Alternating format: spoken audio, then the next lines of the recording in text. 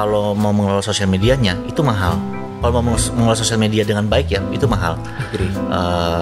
Kalau mereka ke agency ya itu kenapa agency mahal? Karena mereka harus bayar banyak orang. Mereka harus bayar videographer, fotografer, editor, modelnya yang depan kamera, ya kan, scriptwriternya, kemudian yang upload lagi, ya kan. Betul. Bahkan menurut datanya dari Forbes, Meta dan lain-lain, 71% consumer decision itu dipengaruhi oleh social media. Artinya apa? Small businesses terutama yang B2C ya, yang direct ke konsumen, ya mereka harus punya social media. Kalau enggak, ya nggak bisa. Kecuali mereka jualan komoditas ya, maksudnya kayak jualan beras, mungkin nggak perlu ya punya sosial media jualan beras tidak perlu. Tapi untuk yang punya produk yang unik harus punya sosial media. Keren lah. Salah satu streamersnya kita, dia punya fan club. Wah, gokil. Ada yang bikin akun. Ada fan club ya? Iya, ada satu akun untuk dedikasi untuk dia, fan clubnya.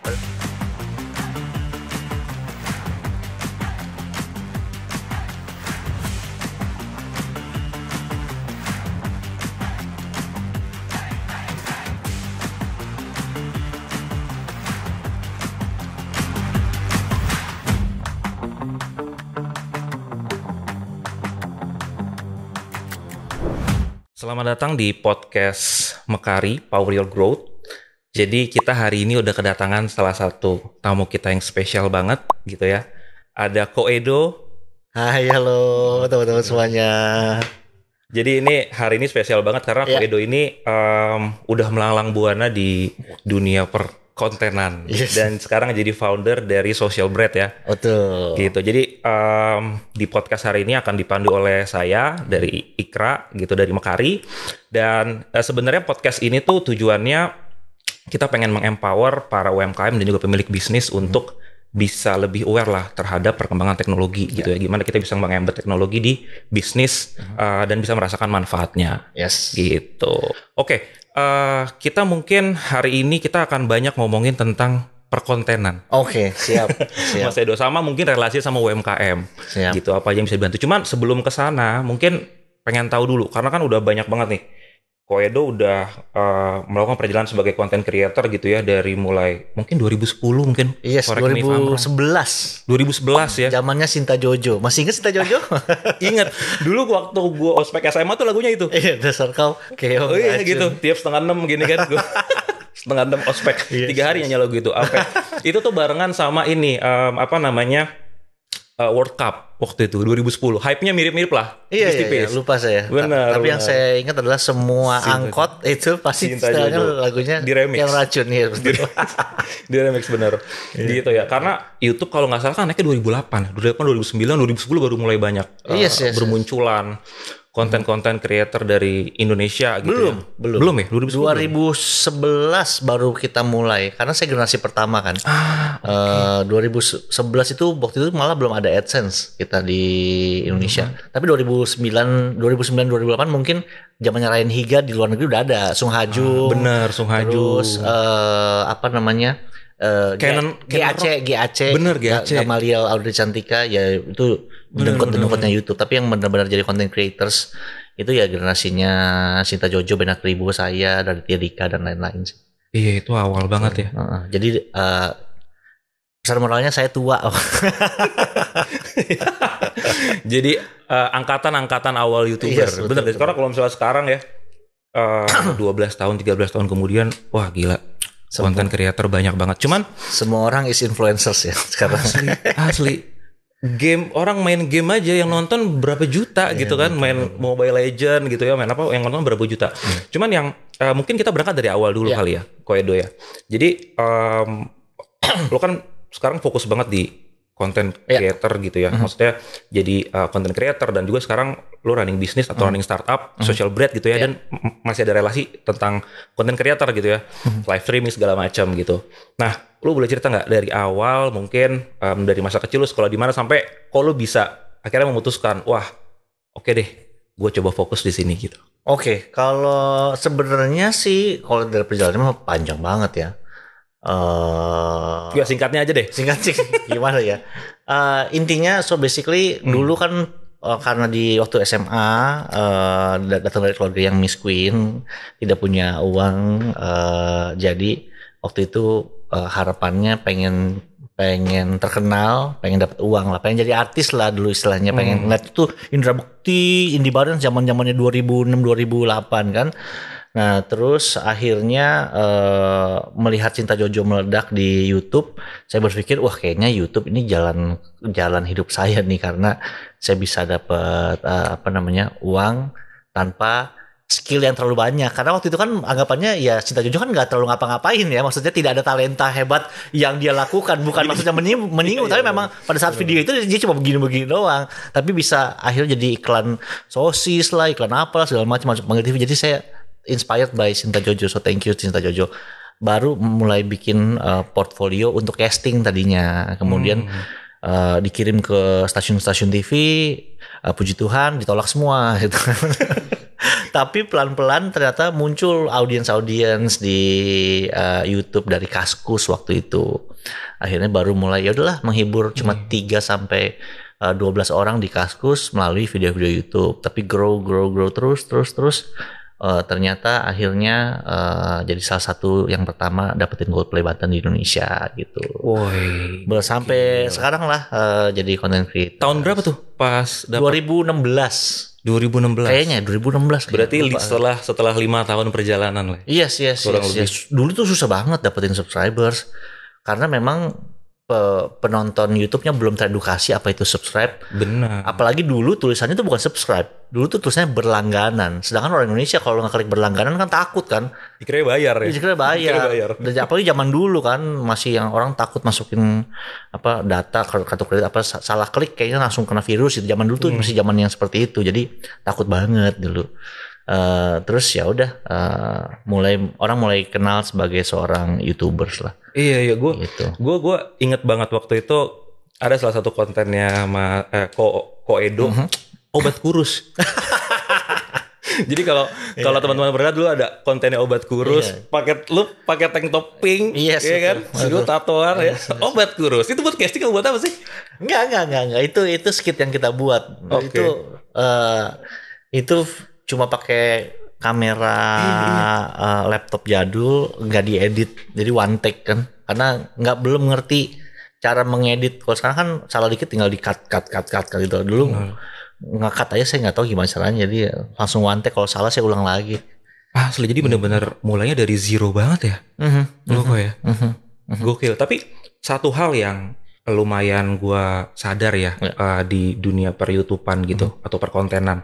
Kalau misalnya dulu mungkin kita pikir produksian mahal gitu, harus nyewa kamera yang benar-benar proper. Tapi ternyata sekarang tuh orang banyak justru suka sama kontennya yang menarik gitu. Jadi apapun device-nya, as long as kontennya menarik, itu viewersnya akan banyak aja gitu di YouTube dan dimanapun ya. Kalau gue sih ngerasanya. Malah karena sudah biasa melihat yang high production di TV, jadi pada saat mereka melihat konten di sosial media, mereka merasa lebih dekat ya. Makanya sebenarnya konten-konten yang lebih raw sekarang itu lebih digemari sebenarnya, karena lebih dekat. Konten-konten yang zamannya dulu I think Gamaliel Audrey Cantika meledak juga karena mereka bikinnya di kamarnya mereka gitu, sehingga pakai gitar bolong betul. Iya. Sehingga jadi ada sesuatu yang beda yang ditawarkan dan sesuatu yang organik yang relate sama kita ya. I think that's the beauty of social media sih. Benar, naturalnya ya, naturalnya humanis yang dicari. Jadi, iya, benar-benar make sense. Nah, mungkin karena kita sebenarnya gue pengen cari tahu adalah ini hubungan antara ya kemajuan teknologi, kita tahu lah ya ada YouTube segala macam, jadi medium buat content creator bisa bikin konten dan lain-lain. Di atas mungkin mulai dari tahun 2010 sampai sekarang, promosi gitu ya, atau cara marketing itu berubah banget. Dan berubah itu cepat banget. Mungkin kalau kita ngomong dari 95 sampai 2010 orang masih kan TV dan koran. Gitu ya. Koedo. Tapi 2010 sampai 2023 awal mulanya mungkin Twitter, terus Instagram, banyak banget orang jualan di Instagram gitu ya. Habis itu e-commerce 2015. Beberapa brand, Tokopedia, Bukalapak segala macam itu naik banget. Terus tiba-tiba sekarang 2020 TikTok dan lain-lain. Mungkin waktunya tuh sempit-sempit 2 sampai 3 tahun berubah. 2 sampai 3 tahun berubah. Jadi orang-orang tuh harus adapt. Nah, menurut lo gimana sih kok Edo ini tuh relasinya ke UMKM So gimana? basically gini, media promosi akan berubah saat marketnya berpindah. Jadi kenapa sekarang promosi spendingnya ke digital? Karena orang-orang yang nonton TV, orang-orang yang konvensional yang dulunya nonton TV dan baca koran, sekarang buka handphone. Gitu. Sehingga pada saat pasarnya berpindah, ya maka media promosinya juga harus menyesuaikan di mana orang itu bisa mengkonsumsi konten kita atau melihat iklannya kita gitu.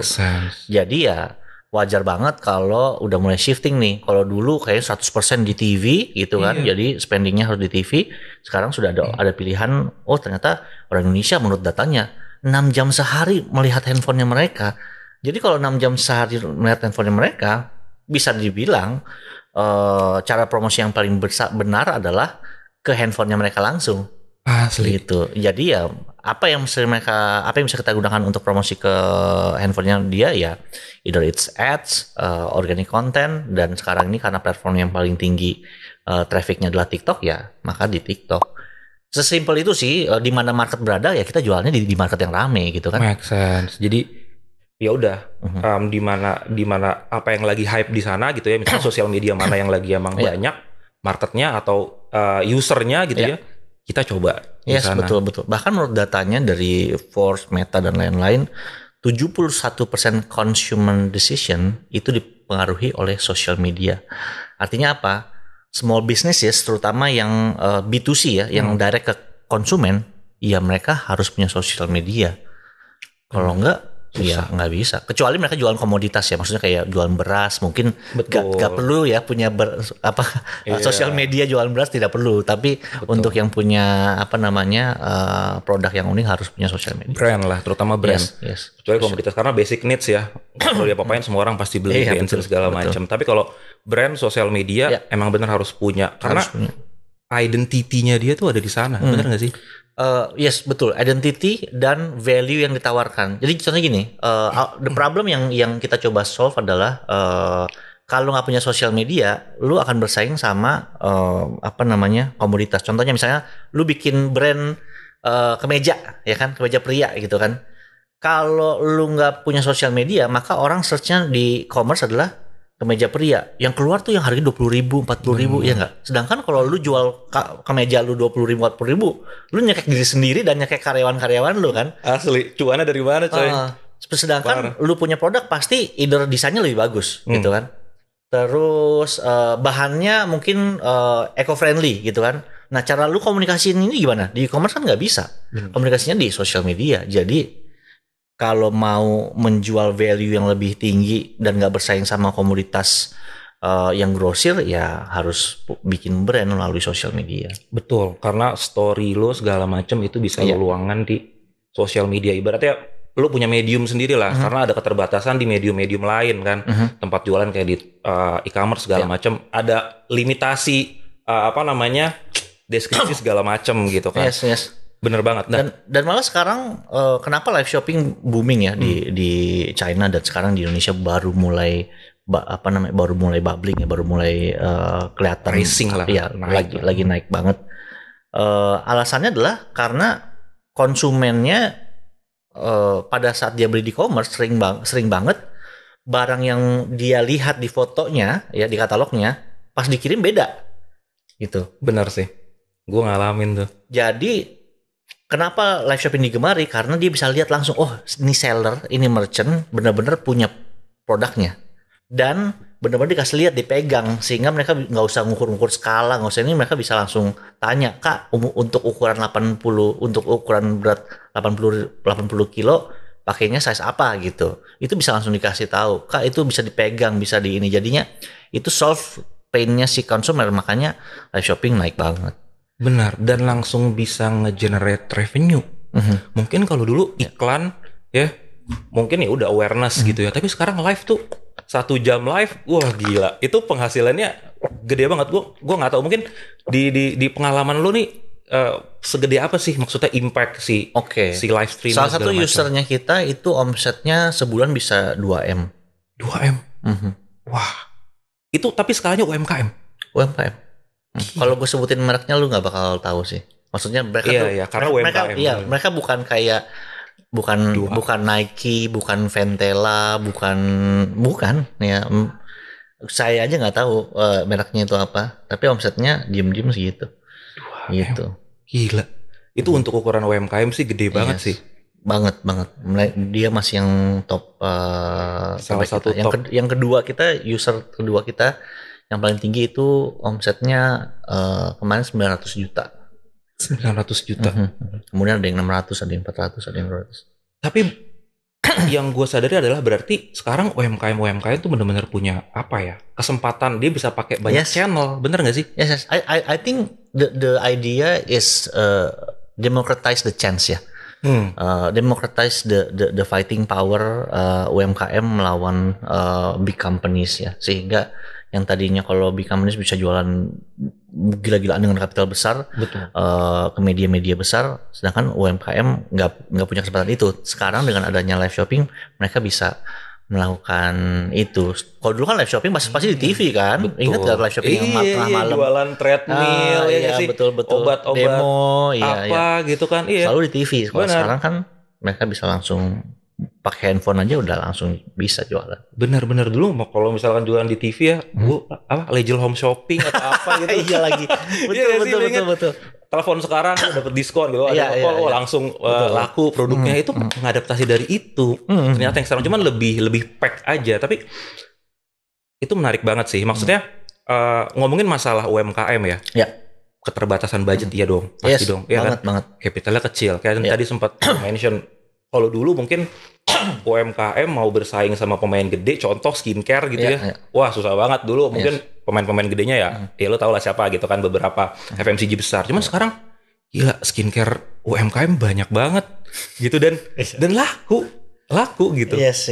Itu maksudnya gimana menurut lo related masalah budgetan, marketing? Root ke problemnya dulu ya. Jadi so basically tadi kita udah agree sama social media itu penting banget untuk UMKM, betul ya? 71% consumer decision itu dipengaruhi oleh social media. Tapi ada problem besar, yaitu UMKM, small businesses, kalau mau mengelola social medianya itu mahal. Kalau mau mengelola social media dengan baik ya itu mahal. Kalau mereka ke agency ya, itu kenapa agensi mahal? Karena mereka harus bayar banyak orang. Mereka harus bayar videographer, fotografer, editor, modelnya yang depan kamera, ya kan, scriptwriternya, kemudian yang ngupload lagi, ya kan. So basically nggak terjangkau untuk small businesses. Makanya tercipta social bread, di mana kita menghubungkan langsung si small businesses kepada content creators untuk mengelola akunnya si small businesses. Jadi bukan endorse, bukan promosi di akunnya si influencers, di akunnya content creators, bukan. Tapi si content creators akan bertindak seperti agency. Ya, jadi agensinya sih sebenarnya si content creatornya. Betul. Satu orang ini nih. Betul. Jadi one man digital agency. Mereka yang scripting, mereka yang shooting, mereka yang ngedit, mereka yang SEO, mereka yang konsep, mereka yang acting sendiri, mereka yang ngupload. Jadi small businesses cuma perlu bayar satu orang dibanding instead of bayar satu tim. Makanya kita 50% sampai 70% lebih murah, tapi efektivitasnya kurang lebih sama. Kenapa? Karena si content creators ini udah terbiasa. Mereka udah biasa bikin konten buat dirinya sendiri, tinggal kita ajarin gimana caranya supaya bisa kelola akunnya orang lain. Gitu. Makanya minimum requirement-nya untuk join jadi mitranya Social Bread tuh 1.000 followers. 1.000 follower minimal. Yes, minimal. Itu mungkin hitungannya tier yang micro lah ya. Yes. Micro influencer, mungkin sampai yang paling gedenya mungkin apa mega ya, bahasanya gimana sih? Ya. Jadi dari UMKM bisa milih tuh. Kita kalau di platformnya kita auto matchmaking. Jadi misalnya bisnis lu restoran, maka kita akan kasih rekomendasi yang kreator-kreator yang food. Gitu. Jangan kayak ini Next Carlos nih. Enggak sampai Next Carlos. Contoh. Kejauhan. Ada lah ya. Maksudnya macam-macam lah ya, pilihannya banyak banget. Betul. Jadi balik lagi kita mereka nanti kreator-kreator ini yang akan mengelola akunnya bisnis lu, bukan promosi di akunnya si kreator. I see. Gitu. Tapi dari misalkan gue punya bisnis nih, kalau gue pengen pakai jasa Social Bread, berarti gue buka websitenya aja. Saat ini masih website, tapi bulan Oke. depan kita akan keluar aplikasinya. Ini uploadnya kapan? Ya, mungkin gue langsung di ini nanti ya, di attach ya website Social Bread. Iya. Tapi nanti kita baru tuh bisa milih dulu atau ngisi data dulu. Oh, kira-kira bisa Harus apa isi segala data macam. dulu. Oke. Soalnya kan dari isi datanya itu akan kita auto matchmaking sama Auto rekomendasinya matchmaking, kita. Betul. Oh, oke. Jadi baru nanti akan dihubungi sama tim Social Bread. Ya. Oh, kira-kira lu cocoknya yang ini nih. Yes, kalau udah ada aplikasi malah nggak perlu dihubungin sama tim kita lagi, udah langsung di aplikasi aja. Oke. Jadi mudah-mudahan ini uploadnya sebulan setengah lagi ya. Jadi langsung aplikasi aplikasi aja. Aplikasi ada rilis. Sebulan setengah lagi udah ada aplikasi. Iya, sebulan setengah lagi. Oke. Iya. Oke. Nah, balik lagi mungkin ke Social Bread ya. Sekarang berarti udah ada berapa UMKM yang gabung di Social Bread? Bulan ini kita bantu 150 local brand.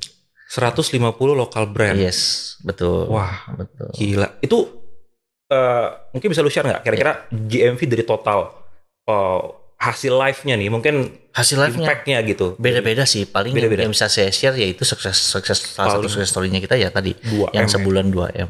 Itu gokil banget sih. Dari live aja tuh. Kok Dari 2M? dari seluruh TikTok-nya. Tapi ini baru TikTok doang loh, belum marketplace yang lain. Karena marketplace yang lain kita nggak pegang, kita cuma pegang TikTok-nya aja. Untuk khusus untuk dia kita cuma kelola TikTok-nya aja. Oke, tapi berarti dari Social Bread itu sosial media apa aja yang bisa di cover? Kita TikTok sama Instagram. Dua ya, TikTok Tapi sama Instagram. Shopee pun bisa sebenarnya. Shopee bisa. Live shoppingnya Shopee udah bisa juga. Oh, Gitu. oke. Tapi jadi gini, spesial mungkin biar lurus. Jadi kalau di TikTok itu jualannya nggak mesti live shopping. Oh, Kita iya, bikin iya, video benar. pun ada keranjang kuning itu bisa penjualan. Gitu. Jadi kalau kita lihat di China, mereka punya commerce udah shifting dari conventional commerce jadi e-commerce. Nah sekarang sudah berubah jadi live and content commerce. Nah jadi kita lihat malah mereka tutup buku kemarin kan 706 billion US dollar kan live and content commerce-nya China. Tapi kita lihat ada gap besar nih di mana merchant ini bisa bikin produk tapi nggak bisa bikin konten. Kenapa? Karena kebanyakan pebisnis umurnya sudah nggak bisa keep up sama update-nya sosial media. Siapa yang bisa bikin konten buat mereka? Ya kreator-kreator Gen Z ini. Benar. Karena mereka catch up sama Betul. tren sekarang. Orang mereka lahir di sosial media. Asli. Belum. Baru udah tag ya. Iya. Dari lahir. Baru lahir udah ada Instagramnya, iya nggak? Pingpong. Iya nggak? Baru lahir udah ada Instagram Nah, dari bayi. begitu lahir telah lahir ke dunia ya kan Natasha, Stephanie ya kan. Stephanie ya nggak sih? Namanya akunnya udah ada. indie gitu kan Udah namanya di-add. namanya benar. Dari lahir udah ada Instagram. Iya. Asli. Mereka lahir di Dari sosial born media. udah tech savvy. Betul. Bener. Karena itu ya. Jadi emang si bakat-bakat Gen Z inilah mungkin yang lagi dieksplor di. Tapi berarti Social Bread talentnya mostly Gen Z. 99% Gen Z. 99% Gen Z. Hanya ada satu kita emak-emak. Satu mama. Tapi mama ada juga ya yang masih kecap. Justru kita nyari kreator yang emak-emak. Kenapa? Karena kita beberapa produk UMKM tuh butuh sosok ibu-ibu. Ini jualan panci masa anak Kita ada yang jualan panci, Iya bener sih. gitu. Akhirnya yang bisa kita lakukan adalah kita buat personanya dan pakaiannya lebih ke seperti ke daster gitu. Betul, Dasternya exactly. panci gitu. Gue Iya, sering lihat di lebih relate, yes. TikTok lagi. Betul. Benar. Kita butuh. Hai mama, ayo join. Join ke Social Bread sekarang. Tapi kalau misalkan mau join gimana caranya?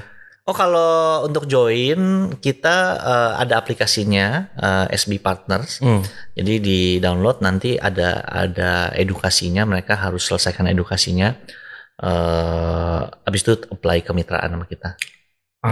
Oke. Nanti akan di semacam ada requirements-nya diikutin, Yes, daftar, habis itu akan dipilih ya. Ada proses pemilihan nggak? Jadi kita di aplikasinya kita tuh ada akademi. Nah, untuk bisa apply jadi mitra kita, mereka harus selesaikan akademinya. Oh, ada quest-nya ya. Yes. Mereka harus nonton video tutorial panjang, and then ada quiz, nonton lagi, quiz. Abis itu mereka harus upload demonya mereka supaya pada saat small businesses mau pakai mereka bisa lihat, oh demonya kalau pakai dia cara ngomongnya seperti ini, gitu. Oh, cara bikin konten mereka seperti ini, kayak gitu. Benar. Biar tahu juga, oh dia kayaknya cocok nih. Betul. Sama produknya gue ya, betul. gitu. Nah, mungkin gue mau ngobrol mungkin lebih dalam kali ya, Koedo, tentang si dunia permarketingan ini, khususnya mungkin live streaming segala macam gitu. Kira-kira kalau dari social brand, ketika UMKM atau mungkin bisnis gitu ya, pakai jasa social brand segala macam, pasti kan mereka kan pengennya convert to Sales, revenue ya kan, sales segala macam gitu. Kira-kira apa sih nanti secara apa ya, secara report mungkin atau secara apa yang bisa dari social brand tuh, lo akan bisa dapat ini nih ketika lo pakai social brand. Yes. Kalau penjualan jelas kita nggak bisa janjiin, ya, karena tergantung produknya. Kita bisa, namanya kan kita marketing, sebagus apapun marketingnya, kalau produknya nggak bagus, ya nggak bakalan ada yang beli ya. Seramai apapun mallnya, kalau memang produknya nggak disukain, USP-nya nggak strong gitu ya, maka dia akan jadi satu-satunya toko yang sepi. Jadi kita nggak bisa janji hasil, kita bisa janjinya proses. Kecuali your corporate ya. Kalau corporate kita masih bisa janji hasil. Karena kita kalau corporate kan kita pegang semua whole campaign-nya, ads-nya kita pegang apa segala macam. Tapi kalau UKM mereka kan buy-nya tuh ala carte ya. Mereka cuma mau live shopping aja gitu. Atau mau kontennya aja. Sedangkan kita nggak bisa kelola yang lain-lain gitu. Kita nggak bisa 360 digital marketing lah. Iya. Gitu. Yang penting eksekusinya gitu ya. Betul. Dari social brand bisa lakuin gitu. Ada nggak sih rentang waktunya, misalkan kayak satu hari kalau misalkan ada paket-paketnya, misalkan sehari 2 jam, sehari 3 jam gitu. Iya. Oke, kita tuh ada 2 solusi untuk teman-teman UKM. Yang pertama adalah pengelolaan sosial media oleh content creators. Itu selama sebulan itu harganya di angka 6 juta. Itu dapat 12 TikTok, 12 IG Reels, 2 kali video syuting. Kalau sebulan pakai kita nggak berdampak, kita balikin uangnya 100%.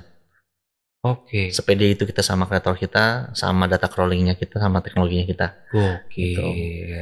Langsung pakai buka 100% social brand. Nggak perlu pakai cek kita viewersnya nggak naik, nggak usah. Bilang aja mau refund, kita langsung refundin. Nggak usah drama-drama, nggak usah. Klik aja tombolnya refund, udah refund kok otomatis. Gini nih, mantep nih. Gitu. Kalau misalkan punya bisnis harus pede. Bisa pasti. Yes. Kita percaya kalau kita kasih manfaat, orang pasti mau pakai kita terus lah. Gitu. Kalau live shop, kemudian produk kita yang kedua tuh live shopping. Nah, live shopping ini kita start dari 7,5 juta rupiah, itu 30 kali live shopping sehari 2 jam. Jadi very very affordable. Kenapa bisa affordable? Nomor satu, karena kita bukan agency, lu sebenarnya cuma bayar si streamersnya doang gitu kan, lu cuma bayar 1 orang. Itu udah termasuk internet, background, lighting, dan segala, handphonenya juga dari kita juga.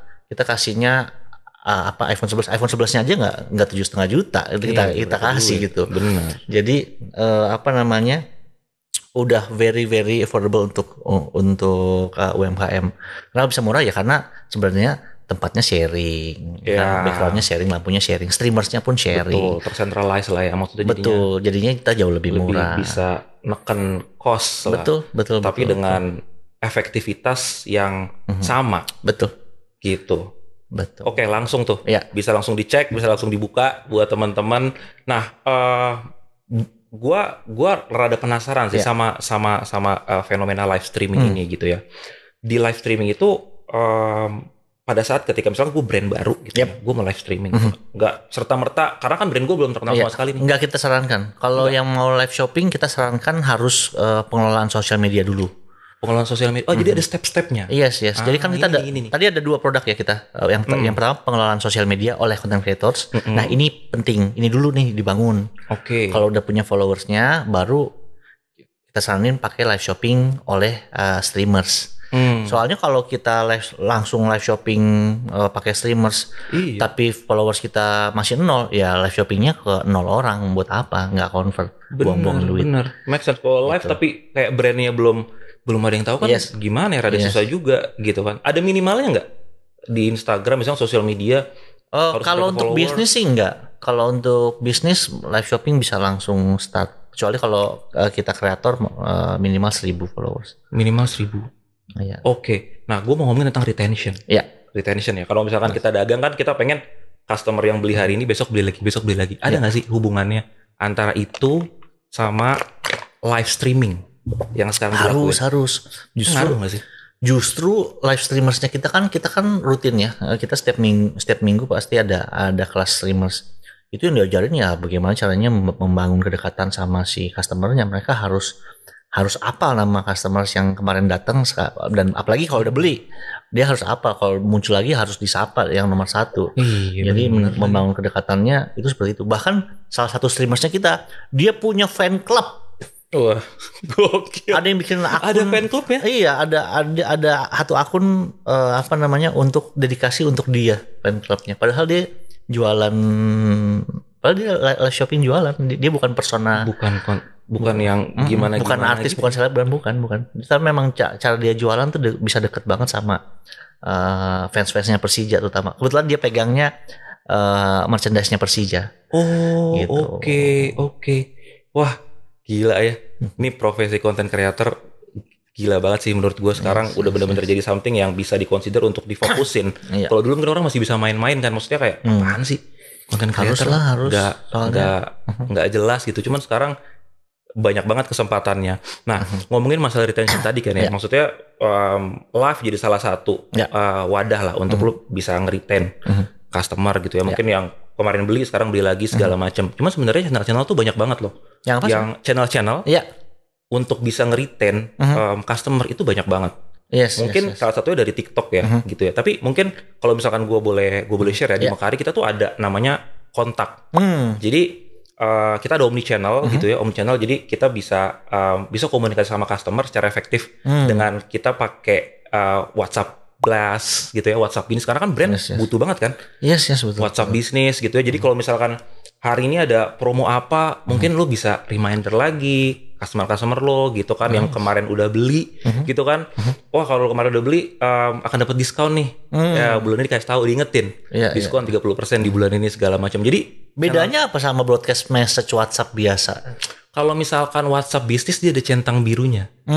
Jadi lebih legit, karena sekarang kan banyak banget kan penipuan di WhatsApp segala macam gitu ya. Nah, jadi kalau kontak ini dia multi channel ke berbagai platform gitu ya. Betul. Jadi bisa balasin ke WhatsApp, bisa ke DM ini, DM itu. Bisa. Kita ada gitu ya. Integrasi juga ke Tokopedia Chat gitu, terus ke Instagram, Instagram komen gitu ya. Itu kita bisa juga integrasi. Jadi nge-pull centralize gitu ya. Jadi si UMKM gitu misalkan, kalau misalkan dia punya let's say admin 3 atau 2, dia nggak harus pindah-pindah platform, dia langsung aja dalam satu dashboard. Gitu. Ada chatbot juga, jadi bisa ngebales dengan cepat. Maksudnya itu sih. Jadi emang harus di-combine ya.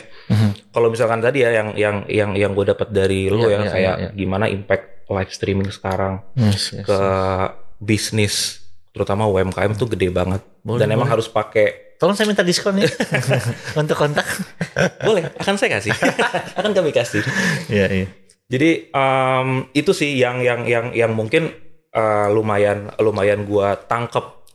Secara holistiknya harus mantep sih. Kalau misalkan marketing. Nah, terus buat social brand sekarang mungkin terakhir ya. 1-2 tahun lagi. Apa yang pengen? Mungkin lu sebagai individu sama social brand. As a plan, kalau ngomongin 2 tahun sih kita lagi go to market sih, karena kan kita kan sebenarnya baru launch aplikasinya next month, kemudian kita akan go to market Jawa dan Bali. Jadi in 2 years ya kita masih go to market untuk ngerangkul teman-teman seluruh Indonesia sih, teman-teman. Seluruh Indonesia, wih keren. Betul. Sekarang paling gede marketnya di Jawa, masih di Jawa berarti? Kita sekarang baru ada di Tangerang untuk Jabotabek, kemudian Surabaya, di Bandung baru aja minggu lalu kita buka. Selanjutnya kita pengen, karena UKM-nya Indonesia memang mau nggak mau memang masih Java centric sih, jadi ya kita fokus di Jawa dulu. Teman-teman yang lain harap menunggu ya. Sabar menunggu teman-teman. Tapi banyak juga loh Kalimantan gitu-gitu. Ya, banyak. Kita udah masa riset ke Makassar, ke Medan juga, terus ke Balikpapan gitu. Tapi memang urgensinya masih di Jawa. Lebih gede Jawa lah ya untuk difokusin. Iya. Oke, mungkin hari ini podcast kita mungkin bisa kita ambil ya, intisarinya banyak banget. Dari Ko Edo tadi udah sharing tentang gimana pentingnya untuk dari bisnis UMKM bisa terus catch up. Itu sih yang paling utama sekarang. Karena cepet banget berubahnya. Berubah dan update-nya cepet banget. I think kalau ada yang pengen saya sampaikan adalah as a business kita harus terus adapt with changes ya. Terutama digital changes kita. Dengan kecepatan perubahan, tiba-tiba ada live shopping, tiba-tiba ada social media commerce, tiba-tiba ada ini ada itu, kita bisa respon dengan dua cara. Kita mau ngeluh aja, and then ngeliatin, wah sekarang sepi gue gitu gara-gara sekarang udah ada ini, we can complain, or we can adapt. And I think the right choice adalah untuk bisa adapt. Dan kita bisa adapt dengan banyak cara. Kita bisa belajar sendiri, atau kalau memang kita very focuses on product and service, kenapa nggak pakai teman-teman yang memang fokus ke digital kayak gitu, which is teman-teman Mekari with all your products dan social brand dengan all of our creators and streamers. Karena susah banget untuk keep up ke digital kalau nggak benar-benar fokus. Kalau kita believe-nya small business owner ya, harusnya mereka fokus kepada produk dan servicesnya. Kalau bikin konten udahlah kreator Gen Z aja, makanya kita bikin se-affordable mungkin. Benar, jadi lebih efektif secara budget ya, secara budget wise lebih efektif, waktu dan resultnya pun bisa dipertanggungjawabkan jadinya. Betul. Benar, sama tadi gue setuju banget yang masalah perubahan. Karena yang tidak pernah berubah hanya perubahan, betul. Berubah terus. Yes. Benar gak sih? Yep. Oke, mungkin semoga hari ini diskusinya bisa bermanfaat untuk teman-teman. Thank you banget Ko Edo untuk hari ini diskusinya gitu ya, fruitful banget, banyak banget hal yang bisa di-share. Semoga bisa teman-teman ambil intisarinya untuk teman-teman manfaatkan untuk bisnis dan atau untuk apapun lah gitu. Sampai ketemu di podcast Mekari selanjutnya. Dadah, salam dari saya Ikra dan juga Edozel. Bye. Semoga podcast Power Your Growth ini bermanfaat buat kalian ya. Jangan lupa subscribe dan follow sosial media Mekari. We'll see you next time.